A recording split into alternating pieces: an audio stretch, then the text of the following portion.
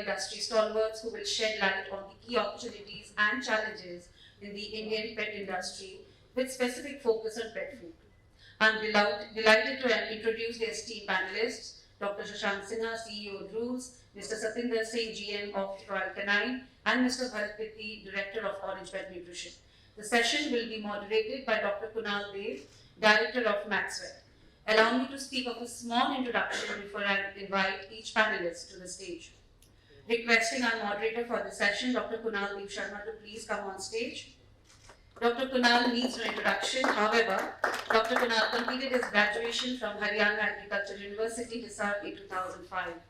His love for horses led him to train in equines in Hyderabad, after which he worked in Southeast Asia for a few years at a mixed animal practice. Being a third-generation vet, he inherited very rich experience from his father and grandfather, who are also responsible for introducing the first private veterinary clinic in Old Delhi back in 1952. He is also one of the few veterinarians to have earned a prestigious membership to the Royal College of Veterinary Surgeons, United Kingdom. Since then, he has had tremendous experience in canine and feline patients. His interest in orthopedics was inculcated in the year 2009, where he worked in an orthopedic referral hospital in the United Kingdom. And since then, Dr. Kunal has trained intensively in spinal and trauma surgeries. Today, he is an active member of the International Veterinary Orthopedic Community and enjoys performing a variety of minimally invasive procedures at Max Vet's multi-speciality hospital in Delhi. Thank you, Dr. Kunal. Thank you. Calling on stage our first panelist, Dr. SHASHANK SINHA, CEO Drools Pet Food. A veterinarian by schooling, yet an entrepreneur by calling, Dr. SHASHANK SINHA masterfully amalgamates medical expertise with sharp business equity.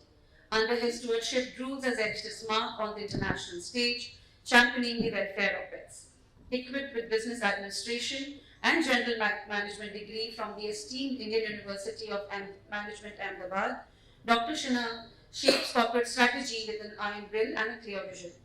His decisive leadership and audacious goal-setting commands respect, positioning him as a trailblazer in the pet fraternity.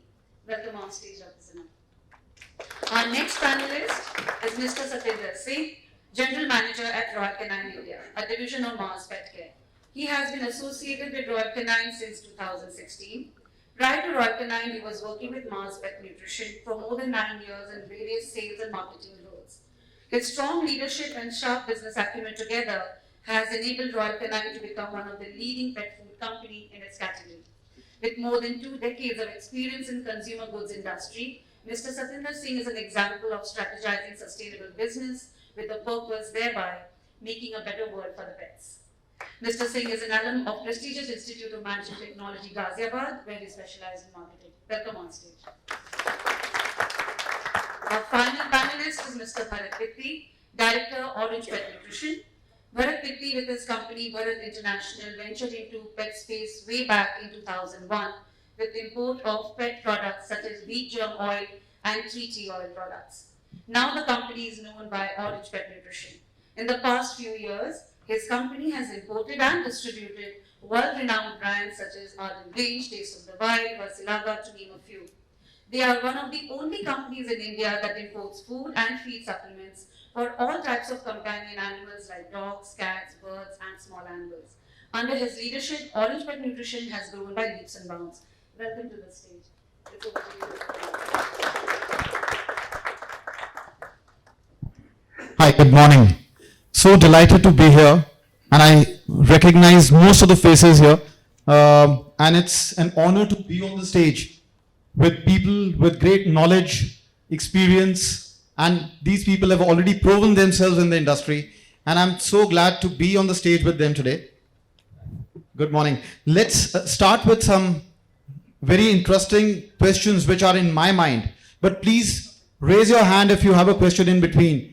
And let's get some knowledge out from these experienced gentlemen over here.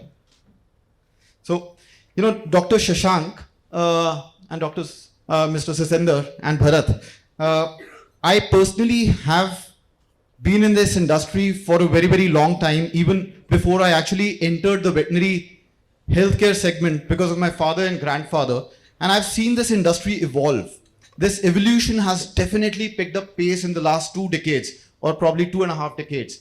It's even accelerated in the last decade. The last 10 years have been really transforming for our industry.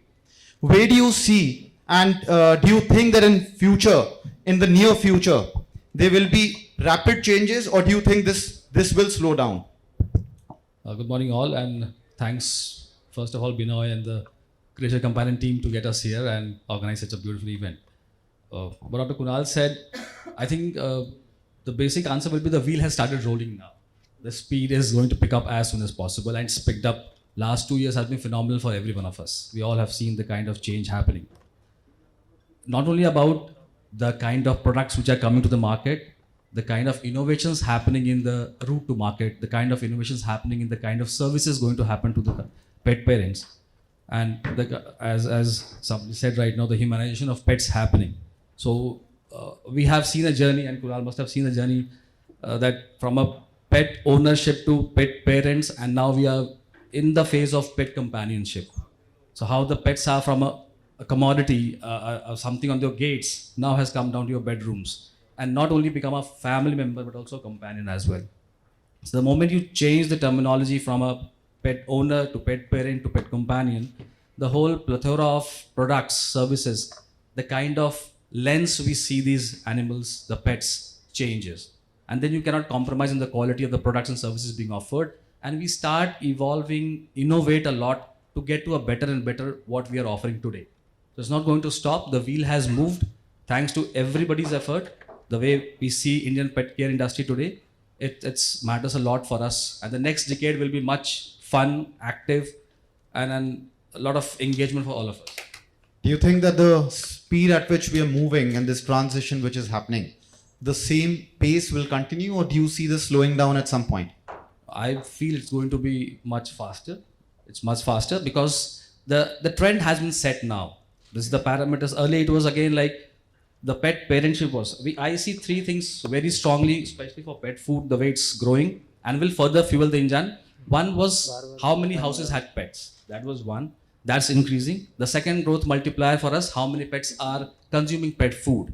Third, which is very critical factor, what is the duration, the lifetime the pet is going to be on pet food. We all have seen in the markets, people leave pet food once the dog is adult or the cat is adult, right? So that scenario is changing. Earlier, we used to see that after 1 year, the dog has got the growth. Let's stop, come back to home diet. Reverse calorie conversion was happening, which is not the scene now. People are ready to spend, even the dog is adult. And that can be very, very critical when you see your prescription diet sales. People are ready to invest even a dog is 8 years, 10 years old. So that's going to be speed up much faster. I will just take this question a little forward towards Bharat. Bharat has experience of not just pet food, but also pet accessories and grooming range, etc. So his spectrum is very, very different and is also associated with pharmaceuticals. So we get one of the best joint supplements from him. Bharat, do you see the client preference or the customer preference changing over the last decade, and how do you foresee this in the next 10 years? So I see that there is a tremendous amount of change because pet education is quite big. A lot of the pet parents now are educated. They want to give their pets the best kind of feed and food that is there.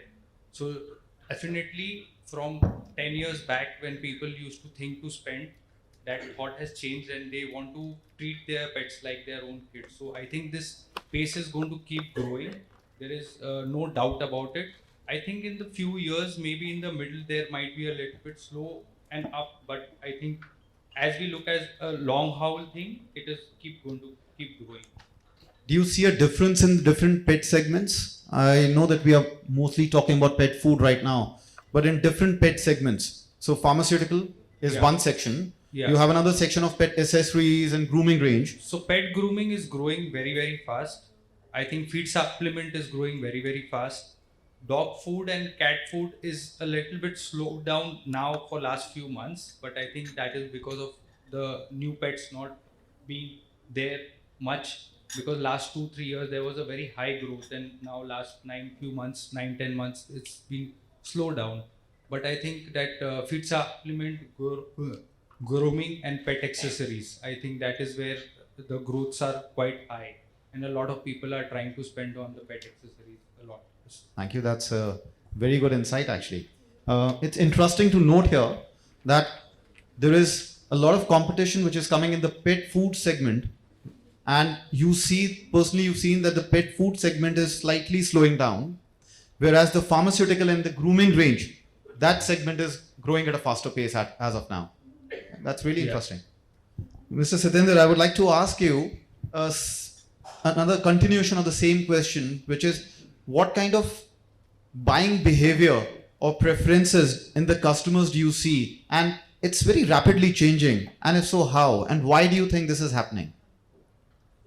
I think, thanks for the question. And building on what Shashank and Bharat said, see, one part of it is the humanization of pets. And there are two elements to it. One is emotional, as he gave example, the spectrum 20 years back that most of the pets were outside the gate, and now not only inside the home, but not only in bedroom, but in bed.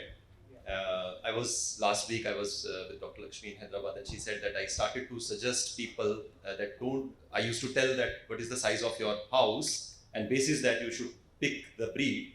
Now I don't suggest that. I said that what is the size of your bed, and basis that you pick your breed, because end of the day, the connection is so strong that the pet will be in your bed. So that's one part, that the evolution. Not everybody, I'm generalizing the stuff that the humanization is happening, and the emotional angle is getting stronger and stronger, and the connection is deeper and deeper. The other piece is awareness. The more information is there, we used to see 20 years back, there's only one influencer or two influencers in terms of breeder or veterinarian. Today, if you see the touch points, the amount of information which is there, and people are ready to consume this awareness, and even pet owner to pet owner is a kind of a influencing touch point, and so all the other services which are also started to play a part in the entire ecosystem. So consumer behaviors are definitely changing and more evolving, and premiumization. If we see the entire life cycle of pet and the pet owner journey, the touch points were very limited earlier. The relationship was just vaccination or any kind of critical situation, and we go to vet, and then everything is home food. Today, the entire journey, there's so many touch points where the people are ready for information. I think it's becoming more fun as a journey now. Absolutely. It's not just keeping a pet and feeding and taking him out for a walk. There's much more to offer. Right, and people are ready to spend money. At the same time, I would want to add one more dimension, is that the way India is growing, because there is a pet care play, and the growth in pet care segment, and it is not happening in isolation. India is growing. India is one of the fastest economy. Our per capita income is about 2,200, and we have seen history has shown us, in many industries, many countries, we have seen the moment it moves to over 20,000 euro or dollar per year, the spend capacity of middle class exponentially grow. And today we are seeing these consumer behaviors in a little small pockets, but this is going to expand. So that there's a pet care play, and there is a overall GDP play, and if they marry in the sweet spot, the consumer behaviors will be more evolving. They will be looking for more premium products. They will be looking for more premium services, and it will going to play not only in one or two touch points, but the entire life cycle. Brilliant, thank you. I think that's good to hear, and that's good for all of us over here. We are all from the same industry. I have another question, which I think I would ask all three of you. Now, since the industry is moving at a very fast pace, there are a lot of investors looking at our industry. There are a lot of new investments coming in. The older industry partners like Drools or Royal Canine, BHARAT, Orange Pet Nutrition, same for us. We're all investing more in this industry, and we see the space growing. But at the same time, there are a lot of new entrants, and we do have a lot of scope as of now for new entrants, and these new entrants are also growing. Somewhere we might reach a point where either either think some of these companies or some of these players would want to consolidate, or some of these players would want to shift their route to a different side. What is your personal opinion on the new entrants in the market? What would be their behavior? How would that change the behavior and the outcome of the companies which are already there? The new entrants are also bringing new products, new services at the doorstep, making life more convenient and easy for the pet owner, which is a welcome thing, very nice. But at the same time, do you foresee a consolidation at some point, or do you foresee that this industry has a lot of scope for new entrants and it will keep on growing even with new money coming in, new entrants coming in? Or do you see a conflict at some point? So, you please build over it. I don't think there is a paradox. It's not or, it's and. So market will continue to become bigger and the consolidation will also happen. We have now, if we see rest of the world where the calorie conversion is very high and the pet population is also growing less, the only way to grow is premiumization. We have so many levers of growth. The pet population is growing, the calorie conversion is limited, the premiumization journey has not even started. The ecosystem play, if you see, there's so many opportunities in not only food, but the entire pet owner journey and the entire life cycle of a pet. The grooming services, or lot of other service part of it. I think there is a lot of opportunity, and people will only spend money where they will find a value. And this is what I always share. I have a very strong opinion about about the quality. The moment all these new entrants see this as a booming market and they jump in, but if we don't sustain the quality, the pet owners will not have a great experience, and then they may go back and not. So it's counterproductive. If whether it's street or maybe pet food, if I'm a pet owner and I'm not seeing any difference in the health of my cat or dog, I may find convenient to go back. And it's only convenience which is being provided by pet food, but there's no impact on health. I may go back to home food. So quality, whosoever provides quality, convenience, affordability, or solve any pain point of pet owner will sustain. All three things together is a very difficult task to do. But you have to pick your battle. So the question largely around the whole landscape of the industry, how it's going to move ahead, or what the challenges the companies which are new or which are pretty young like us, and pretty the ones who started the industry, like Royal Canin, I always used to see like 94 they started the business in. So so everyone and team has seen the journey across. What basics, fundamentals should remain the same. I still feel we as an industry should not try to change the consumer behavior as of such.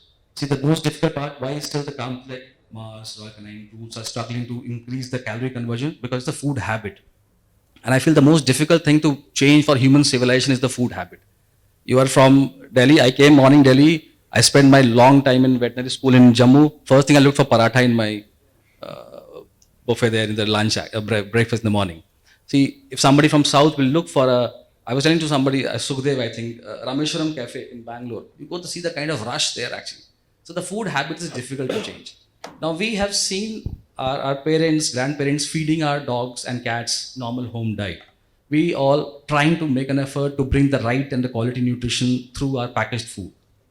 So this consumer behavior, keeping in mind the technology coming in, the spend, what Satinder said about the per capita income coming in, can we blend all together to grow our category very fast? Because we all are here to grow and sustain further long.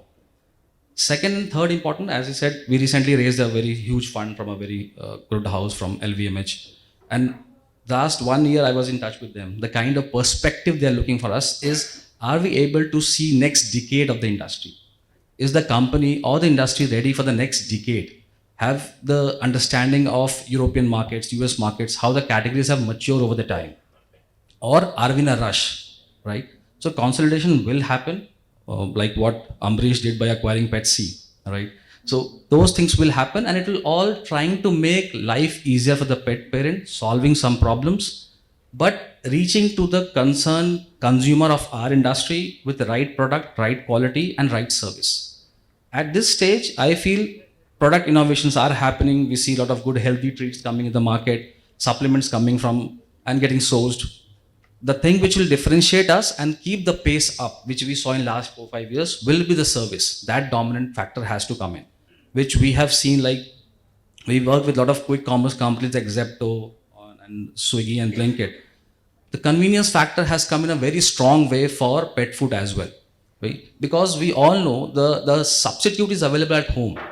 The home diet is there. If we spend time in acquiring a customer, money on acquisition of a customer, the exit barriers are so low that I don't have a package of food at home. I can immediately feed them a roti at my home. So quick commerce may be solving that problem for us. So what is the service which will impact the customer to retain in the category and keep evolving so that we can jump on the bandwagon of premiumization, which is going to happen in India now, right? So that which we feel as a company, as a brands, the fourth leg of service has to be very, very critical for the coming and to sustain this growth. That's what I feel. So I think these two have really covered all the points. So there's not much to say to add on, but I think yes, if the new players are going to come in and they are going to bring in a lot of money with it, I think it's going to only help the pet industry grow. I don't think so that it is going to stop the pet industry by not growing. It is only going to help because there's going to be more money. We are going to be seen more. So I think it's really going to help for the overall growth that is going to come in the next few years. Super. Makes a lot of sense, actually. And I have a question which is coming in my mind. You just mentioned, do we follow what's been happening in the Western world, in the developed nations? They've gone through this journey. They are already ahead of us. What we are going through today, they went through probably a few decades ago. Do you think that the same kind of a journey we expect from the behavior of Indian customers, or do you think it's different over here? I mean, my question is, do we reinvent the wheel of this journey, or do we just follow what's happened in the Western world because it's already happened? Why put brains into it? Just follow the same tactics. So I think that, we are not going to change a lot, but yes, because the Indian way of life is that, if we look at ourselves, how we live and how we eat our food, we all like to eat fresh food. We all like to cook every day, warm, hot food and eat. So I think that is the way we are. And somewhere that will come into play in some way when we feed our pets also, because we treat them like our own kids. So I think, yes, not totally, we will not follow the Western world, but somewhere we will have our way of doing things is what I think should be the way to move ahead. Yes. Okay. If I may just add to what Yes, Bharat has said, definitely we will do it in our Indian way. I'll give you example. The way the dynamics and the demographics is very different. The labor is very expensive in Western world, and I was in Australia a few weeks back, and a huge store of about 8,000 square feet and only 2 people, and the consumers are picking 20 kg bags of their own. In India, if we have about 5,000 square feet store, we will have about 30 people working there. Europe, it's very difficult for them to presume, this quick commerce, 15 minutes delivery, 10 minutes delivery. End of the day, it's a huge, technology is one part, but it's a huge labor. Absolutely. So, we are writing our own chapter. Definitely, there's a lot of learning and the fundamentals of knowledge, nutrition, care, veterinary science. There's a lot to learn from the Western world. But we have to cook our own recipe, because of our dynamism and because of our demographics. We have to cook our own butter chicken. Yeah. So I see this as like couple of 3-4 compartments. One is obviously the humanization which is very much will be going to follow our mirror image of Western world, what they have seen, Europe or US. You see the pet cafes coming in. I was surprised to listen in Bangalore, there are 56 pet cafes now. Only where pet cafes, and 56 is a good number to in Bangalore. But if I see the RTM piece, the route to market to the customers, we are going to follow China very clearly. The way the digitalization happening. See, India from 2.5 trillion economy to a 5 trillion economy, and a lot of countries have seen this journey. But the difference for India will be, the journey will be with strong internet presence, which will help the consumers or the companies to get to the faster the consumers. So the RTM piece will be very, very strong and similar to China, the way they have done, the way industry has moved. You must have seen that the internet, the marketplaces, quick commerce, everything will move towards that side. But when I say the behavior, we have to be as Indians as possible. We have to cook our own butter chicken, as you said. That's the way it has to work. If we start trying to be a Western or Chinese, we are going to fall flat. Very interesting, actually. The Western world has moved in a particular manner, but we are a growing economy, and so is China, and probably that's a very thoughtful insight on how the journey would be. I would like to ask a question again on pet food, which is there is a division between what goes to the FMCG, what goes to the pet shops versus what goes to the veterinary clinics, the prescription food. How do you see the prescription food market growing vis-a-vis the general food, which is the puppy food, and the adult food, which is the non-prescription diet? What kind of a division do you foresee in these two different sectors? And what percentage do you think will grow more in the near future? So if you see all mature markets, like we just launched our Vet Pro in Malaysia, and it was very clearly understood. The prescription diets will be sold only through veterinary channel. The normal diets will be sold through the pet shops and other channels. Very clear demarcation, which we are trying to follow as well, and will become more mature, because the practice is also becoming mature in India.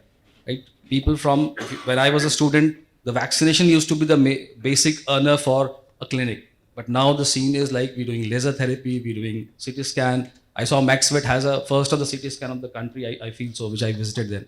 So those kind of specializes coming in, and vets will prefer more of prescription diets in their clinics instead of selling normal diets. And which is very likely, because I personally feel a clinic revenues should come from 70-75% from the prescription oriented products.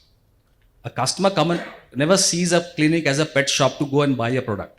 They see that as a service provider, and any product being sold there is for providing or fulfilling the service of the clinic. If you go to Apollo or go to any multi-speciality hospital for humans, you don't see they are selling anything which is not linked to their practice.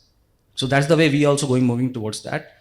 Prescription diet will become more important, because we have seen the kind of lifestyle change for even pets, right? Like you said, one of the joint products you're selling is good, because we started moving the apartment lifestyle, or the space, what Dr. Lakshmi is asking, that you have in bedroom. So you have a limited constraint. The kind of pet behavior required is not getting fulfilled. So the requirement of supplements, prescription diets will keep on rising, which Bharat has said is also growing in the times we have seen. But demarcation is very, very clear. As a industry getting mature, we have to understand these lines fine drawn, where our normal diets to be sold and where prescription diets to be sold. Yeah, so I think that dogs being more at home will cause more and more health issues to them, which in turn, they will go to the vet to ask, and the vet will help them by trying to give them weight loss or joint or any other sort of food and feed that is there. So I think that this space is going to keep growing as we move ahead, for sure. Yes. I think well said, you all guys. But I want to add one dimension here, which is very fundamental. Who is generating demand? Who is educating? If you put a hierarchy, the most of the trade is riding, or even commerce or quick commerce is riding on the demand generated by somebody else. And who is that somebody else? Is most of the time the most powerful demand is generated, or most strong education and awareness is created by veterinarian. Now, how do we create conditions for veterinarians to keep on doing this tough job of educating? Prescription diet is one way of doing it.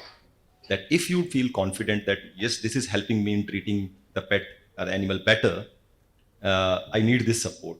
Now, if it is available across, it dilutes the purpose a bit, because end of the day, the veterinarian need to have those conditions which helps in treating that pet, educating that pet in a more sharp manner. And in my mind, prescription diet, exclusivity, or providing more and more prevalent foods, providing more and more products which are helping in curing or the wellness of a pet is more critical. So the entire industry has to work towards that. So it's, let me rephrase that for you once. Okay, let's say that not just the prescription diet, we're talking about special food, specialized food, which like Royal Canine has special food for Shih Tzus, a special food for pugs, special food for German Shepherds, etc. So I'm talking about specialized food versus a general food. Do you think that the specialized food market will grow at a faster pace compared to the general food market? I'll say in pockets, yes. In urban centers, in high income groups, not only income but the awareness groups, it will definitely, the scope of premiumization is much higher. But if we see the demographics of our country, the scope of calorie conversion or people moving from home food to packaged food, and they may not start directly from a premium food. So that engine is also quite powerful. So our situation is unique. So we have a headroom for growth towards premiumization, and that's one engine, but the bigger engine is calorie conversion. So for me, in pockets, yes, but overall both will grow, or rather, the economy and the mainstream food has a bigger play for first 5-7 years. All right, thank you. You mentioned about technology and how can we leverage on technology. You also mentioned about creating awareness and education. Now, today technology is playing a vital role. Internet plays a vital role. So if you're talking about imparting knowledge, creating awareness, internet plays a very, very vital role. Social media is playing a very, very vital role. The influencers are playing a vital role. Are your companies trying to leverage on the technology? And if so, then how? How do you foresee in the near future, which is the next 5 years, how would you leverage on technology into converting it into some bucks? Right. So all the companies mostly were decent size are using CRM tools, which was like customer to stay in touch with the customers. But lately we all have recognized in the last couple of quarters, we have seen the AI is becoming very, very significant and important for everything, from ChatGPT to whatever you see around, right? And many of us trying to still figure out what it's going to do. Right? For our industry, I still presume that service will be the one which is going to drive this. What are the tools like we work with Salesforce. We started working with a company into predictive forecasting and demand sensing. So these kind of stuff will help us, because again, as I said, the exit barriers are very low. If my packaged food is not available at home, I can go back to a home diet, which is again a complete exercise of customer acquisition, which is pretty high in our category compared to any other FMCG category we see around also. So if we have a technology that helps us to stay connected to the customer in terms of service, redressing his complaint, availability, I think that's the current demand. The way AI is going to work, it's going to be phenomenal, which the high-tech companies are still using, brands like Swiggy, Zepto, these guys are using in terms of assortment happening. Are small pet stores still not very used to that kind of assortment happening in the store? Because once customer doesn't get his demand fulfilled, he moves to some other platform, some other channel, some other shop. So that will play certainly a big role. The way the hues around it, the highs around it. But currently, I think the CRM service-centric technologies are very, very critical for us. Thank you. One more question to you, Dr. Shashank. Sorry.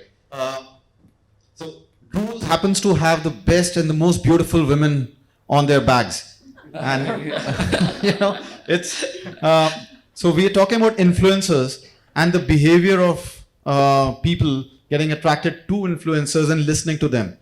You mentioned about services through CRM tools. would you elaborate if you're also trying to, or if you want to impart knowledge, create more awareness through the influencers or through the technology or through the various mediums which are available these days? Yeah, certainly. I'll tell you how this all started actually. Obviously, we were the little late entry in the category, right? Drools came in 2011 and we started building up and we started learning by doing things. Indian brand, right? And you see the whole pet food concept is westernized, right? We all know that the brands like Royal Canin, Mars, they built up this category so beautifully that we got an opportunity to work and build up a company. So the option for us that time, 2018, was to go to TVC or to go to digital marketing or Instagram and Facebook. The things were changing and we saw how TV was getting out of the homes and more of OTT platforms, smartphones were coming to the sector. We picked up, and then again the choice was to pick up celebrities or cricketers. So these two are in India like religion, right? So cricketers are out of our reach. We're not able to afford them. Still difficult. You made the right choice. Yeah. So we picked up celebrities and basically we checked who has highest number of Instagram followers. And Disha Patni was the queen of Insta that time. She was our first, and Jacqueline was our first endorsements. See what happened, and we have been adding. Thanks to that, we used to got a lot of insights in the industry, and they used to say, "Why are you taking so many celebs?" But what we have seen, every time a celeb comes in and brings a new set of followers for pet industry, not only for Drools. We did our first podcast with Kiara Advani and a dog called Aryan. Not from the industry, but across from the media houses, we got such a applaud about the event because hopefully we'll see. There's a guy called King of Podcast, Beer Biceps. Hopefully, he will be one of the guests on our podcast as well. So imagine the length that strategy has gave it to us, and not to us, I feel the industry as well. We brought little charm in the category, little beauty in the category, but we started getting Hrithik Roshan. We also got now Karthik Aryan has just joined the bandwagon. Really? I wasn't aware of that. The guys are also coming. We'll be announcing very soon. Karthik, and I think Zepto, and we did some event with Karthik Aryan also, with a very beautiful event happened. So, and we will keep on adding that also. So it's not about only the Drools as a brand, but overall the industry. We are as good as any FMCG. The way we are growing, I think in next 3-4 years, we'll be a $1 billion business for the industry. And the industry will be pet food will grow like that. And once the wheels start rolling, it's not going to stop there. So I'm really proud to be that we brought so much of charm and eyeballs, because I speak to people from Lakme and they say, as we can claim today that the kind of brand endorsement what we have, no other brand in the country has today. Oh, 3 cheers to that. So Drools has brought some noise to the pet industry, yeah? Bharat, just now from pet food, just asking you about the other pharma products and the pharmaceutical, the supplements, the nutraceuticals, which nutraceuticals are not always falling in the category of prescription range. Right. So they are available and they can be available from the shelf. Yeah. How do you plan to use technology to sort of impart knowledge, create more awareness? Because nutraceuticals can be used without any side effects as a supplement. So our whole thing to sell that product range is, trying to rely more on the vets and exclusively sell that range to the vets, because we understand that the vets know what's best for the pet and what type of a joint supplement or skin coat they need to give at what pace. So we have not used a lot of tech there for sure, because we send some emailers to pet owners regarding them, but the pet owner needs to go back to the vet to buy it. So there we have not been really, too much trying to use tech there. But as a overall, yes, we use a little bit tech in CRM, as what he told, with our sales team, with dealers who place orders to us. We try to track what clients are buying, but not as much as what we should, I think. I think tech is what next few years we will try to use more. There is, we're still talking about calorie conversion and what is the percentage of dogs and cats who are on pet food versus the ones who are on home-based diet. The ones who are on home-based diet require some supplementation to balance the diet. Some vitamins, minerals, some tonics. So there is a huge demand which is there today, and in my opinion, which will always stay for the supplements and the products which will balance the home-based diet. Do Yes, you US agree is with also me? still growing with a lot of feed supplement growth. So if you look at the US, which is 10 years plus from where we are, US feed supplement is growing very, very fast till now. In fact, they are at the peak of, they have the best product range, they are growing, but the feed supplement is still growing very fast. In fact, a lot of the pet owners give a lot of packaged food there, but still feed supplement is growing there. So I think we are a long way to go. Education is a very necessity that thing that we have to do. And I think we'll have to use some tech to reach to more clients. But in the end of the day, the pet owner would go back to the vet to ask what's right. So, Mr. Satendra, we know that Royal Canine is really emphasizing and working on things which are not so much transactional these days, but also working on bringing the entire ecosystem together so that there are synergies and the industry is growing. Where do you see the use of technology in your company? I think we are living in a technology, the era of technology, and it's absolutely integral part of how we live.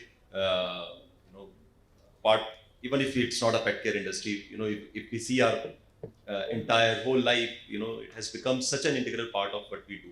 So it's not only the front end. I'm saying if we see the entire chain starting from manufacturing, supply chain.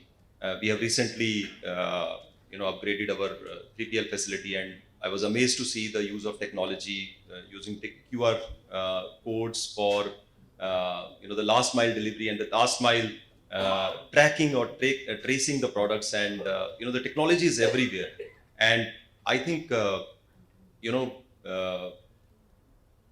we are blessed when being in India, the technology is relatively much more accessible and affordable.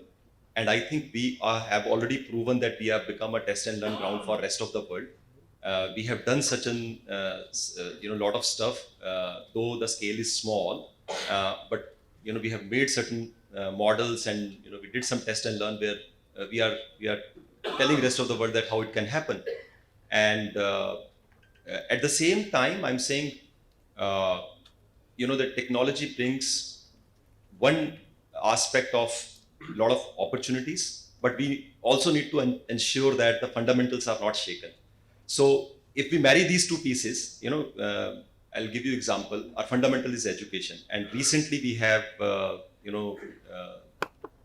developed a technology where just by the scan of a QR code, a person or pet owner can feed certain questions which are drop down options, and a very individualized, customized, personalized feed will be recommended, and the cost per feed will be mentioned there. So it's such a personalized way of recommendation. So we are very sensible in using the technology, that we don't want to lose our fundamentals, and ensuring that we are not chasing something else, but technology at the service of what we want to do. So we are trying to bring our model to life, and many more examples. We have a beautiful. If you go to our website, and you will find a product finder, which is again great way of educating people, educating pet owner that understand your need first, and then see that what product is required. And it's all because of technology. Thank you. Well, I think I would like to conclude that I think it's a collaborative effort from all different sectors in this space to work together to bring the industry up, work in synergies, create a competitive, healthy competitive environment, provide more services, better services, reach out to the customers, create more education, awareness, and the industry keeps on growing. We do have our problems with supply chain, we do have our problems with policies, we do have our problems with taxation, but I think it's gradually we will overcome all these, and a collaborative effort will be successful for all of us.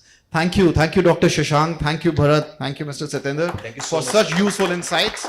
Request all the guests to please stay on the stage. Can I please have Linda ma'am on the stage to give away the mementos? If anyone has a question. Yes, if anyone has a question, we have another 2 minutes. Yes, please.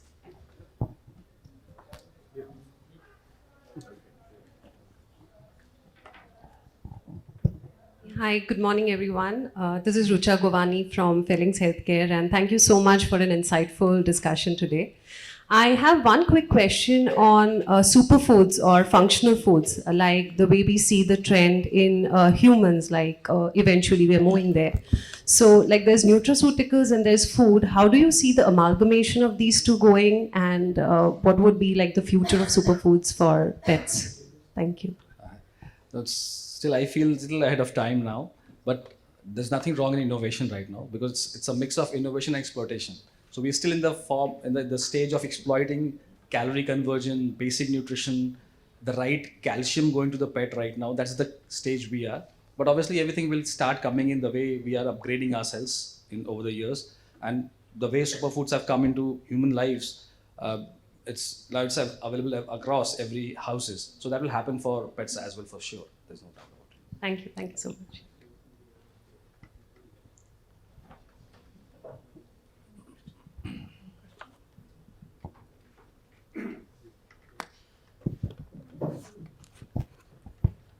Good morning, I'm Dr. Manish Gupta from Vet Lab. Thank you so much for this wonderful insights. My question is very basic, and when we talk of this pet industry, there are so many reports which are like national, international about the size of the industry and growth and projections. And Dr. SHASHANK, you would have definitely shared some numbers when you have brought investment. So I just want to understand what is in your thoughts, how do you see the size of industry as of now? And in next 10 years, where do we see our industry size is going to become? And part two is, yes, there are tremendous opportunities in this industry. What is the biggest challenge we all as an entrepreneur or businessman or companies, no journey is without any block. So there are going to be some challenges. So just share something about The size you're asking for pet food specifically? overall, See, overall, we are very near to the $1 billion. We are close to 7,000, 6,500 crore turnover companies, of which 65 to 70% is pet food still. So huge scope for the other functions to grow. And then only the ecosystem will grow up. This is one. The second question is very interesting actually, and I feel for any business to grow, the first thing is KYC. Know your customer. In our case, our pet parents, because he's also trying to figure out to know his pet actually, right? So the way they have seen, the way they're trying to, when you go to a pet store or a vet clinic, and they must be, while practicing also, I see a lot of vets with a mobile here and talking to a pet parent and explaining them. The knowledge hunger is there. The gaps are there. So if we are able to help our customer to know his pet well and provide our products accordingly, there's no stopping for us. That's for sure. I would like to add something there. So, we are looking at the pet industry size from the tax which is being paid, the GST which is being paid. Now, if we divide the vet industry into different segments, which is diagnostics, veterinary healthcare, the grooming, and the pet food with the accessories and other things, generally the average ticket size of a pet parent who brings its dog or a cat to the clinic, about 30% of the revenue any clinic is making is from the prescription that they're writing.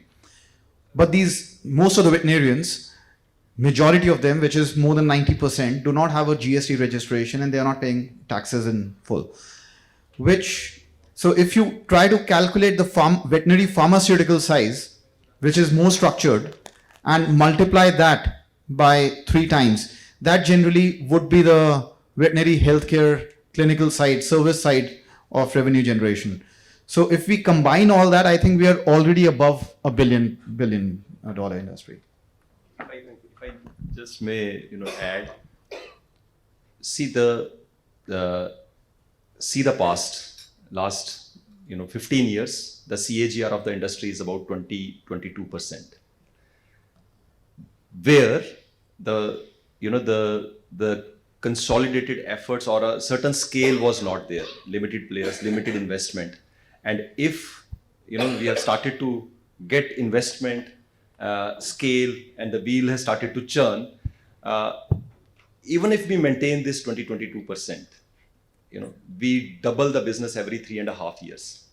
And at a scale of $1 billion, if you double the business every 3 to 4 years, and the good news is that the calorie conversion is just about 5-7%, still single digit. And if you see the ecosystem, they are very limited.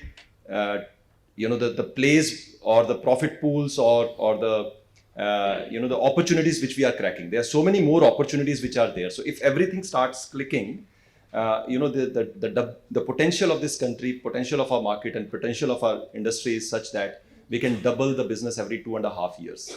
The scale of this industry. Yeah. Thank you. Yeah, hi Satvinder, SHASHANK, and BHARAT. I'm Anand Kanodia from Inta's companion business.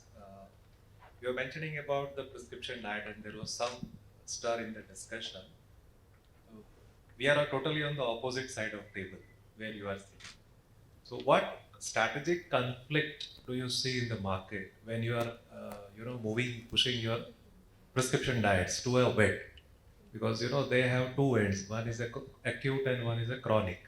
Maybe you are representing chronic segment, I understand. So, what are the challenges or any highlight as far as your business is concerned? So what the experience we have seen, what happens, it's for us as well. When you go to a human doctor as well, two things is that we try to hide most of the facts when we, and that's why doctors are taught to do history taking. The first 6 months in this veterinary school, we must be how to take history. You'll see a dog coming with a pet parent, emaciated, and you'll ask the pet parent, "Kab se khana nahi khaya?" So he will say, "Abhi kal tak kha raha tha, aaj se bura hai," right? He will not tell the truth. So keeping him, then when the other side of the story, you prescribe something and push him to stay on the medicine or the product for a longer duration to get the fine results is again a critical challenge, right? He can have a solution that product is expensive. He can give a straight answer to dog is not eating, cat is not eating, what shall we do? So that kind of push from the service sector, from the veterinarians, is required to stay them on the product prescribed for a longer duration. As far as prescription diets are concerned, we'll see the largest selling products are from the line of obesity, skin and coat, joints, which are requiring long duration therapies. So their pet parents look for affordable, which they can afford for 2 to 3 months so that the results can be seen. It's cannot be overnight like you put up a painkiller and the pain goes away. So there we have to have a very clear pharma industry, and the prescription food has to have a balance where the remedials which are quick and responsive and something which is for a long term. Maybe the affordability is part. Yes. Thank you. Thank you, ladies and gentlemen. In the interest of time, we won't be taking any further questions, but you are all free to connect with our speakers during lunch and else.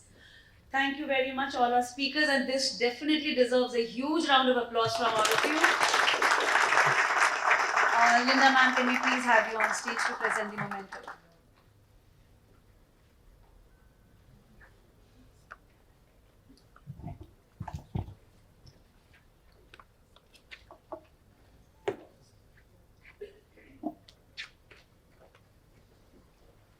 The first memento to Mr. Satinder Singh.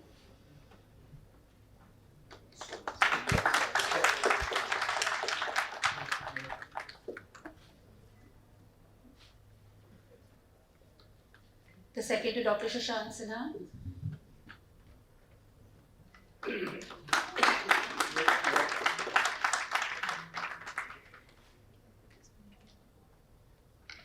Thank you for your insights, Mr. Bharat.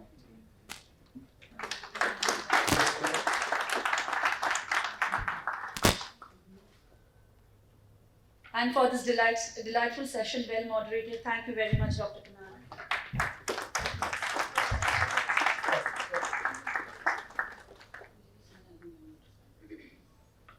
Thank you very much.